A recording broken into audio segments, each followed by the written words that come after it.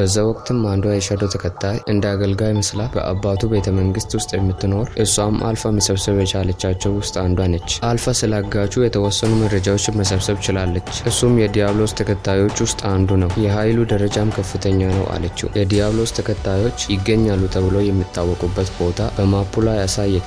ነገር ግን ከዚህ ቦታዎች ውስጥ እህት የት እንዳለች አናውቅም አለችው። ሻዶም ከስላይም ቢላ ሰርቶ በእርግጥ እዛጋ ነው ብሎ ወረወረ። ነገር ግን ማለት የፈለገበትን ቦታ ስቶ ሌላ ቦታ ይመታል። እሷም እዚህ ቦታ ምንም የለም አለችው። ነገር ግን ማፑን በድጋሜ ካየችው በኋላ ሎርድ ሻዶ አንተ ጂኒየስ ነህ፣ ምክንያቱም መገኛቸው ሁሉ ከዚህ ቦታ ጋር ነው የሚገናኘው አለችው። ሻዶም እሱን አለማሳፈር ስትል እንደዚህ የምትሆን መስሎት እንደዚህ ከሆነ እነሱን ለማጥቃት ተዘጋጁ አላት። በዛ ወቅትም አጋቹ ክሌርን ሊያስፈራራት ይሞክራል። እሷም ከኃይል ጋር የሚገናኝ አስማትን እንዴት እንደምጠቀም ነው የተማርኩት እንጂ አስማትን እንዴት እንደማበዛ አልተማርኩም አለችው። እዚህ ጋር ላልገባው ሰው ምን ማለት እንደፈለገች ላስረዳችሁ። ለምሳሌ አስማትን እንደ ቢር እንቁጠረው። እዚህ ጋር አሁን እሷ ቢሩን እንዴት እንደምትጠቀም ነው የተማረችው እንጂ ቢሩን እንዴት እንደምታበዛው አልተማረችም። ግልጽ ነው?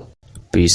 እሱም አባትሽ ጥሩ አስተማሪ ነው አላት። እሷም አባቴ አይደለም ከታናሽ ወንድሜ ነው የተማርኩት አለችው። እሱም ስለ ወንድምሽ ብዙ ሰምቻለሁ፣ ለመያዝ ስትቀርቢ እሱ አይደለ ያዳንሽ አላት። እሷም ያ ሕፃን በፍጹም ሊያድነኝ አይችልም፣ በእርግጥ ይሄ አሉባልታ ነው አለችው። እሱም በእርግጥ መሆን አለበት አለ። ነገር ግን ለማንኛውም ስለ ወንድምሽ ሁሉንም ነገር ማወቅ አለብኝ አላት። ክሌርም እዚህ ጋር ተናዳ ሰንሰለቶቹን ሰባብራ ወንድሜ ጋር ድርሽ ብትል አንተን ጓደኞችን እና ቤተሰቦችንም እጨርሳለሁ አለችው። እሱም ደንግጦ በቦክስ ራሷን ያስታታል። አንድ ወታደርም መጥቶ አለቃ እየተጠቃን ነው አለው። አጥቂዎቹም ሻዶና ተከታዮቹ ናቸው። ሁሉንም ወታደሮች አንድ ላይ ጨርሰው እሱ ጋር ደረሱ። አልፋም እኛ የሻዶ ተከታዮች ነን፣ ስራችንም የዲያብሎስ ተከታዮችን ማጥፋት ነው፣ እኛ ሁሉንም ነገር እናውቃለን አለችው። እሱም ሰይፉን አውጥቶ እናንተ ይሄ ምስጢር እንዴት ልታውቁት ቻላችሁ ብሎ ያጠቃቸዋል። አልፋም ወጣለት ደረቱን ጎደችው። ቢያንስ አንተ የምታውቋቸውን ነገሮች እስከምትነግረን ድረስ አንለቅህም አለችው። እሱም የሆነ ፍሬ በልቶ ኃይሉን ከጨመረ በኋላ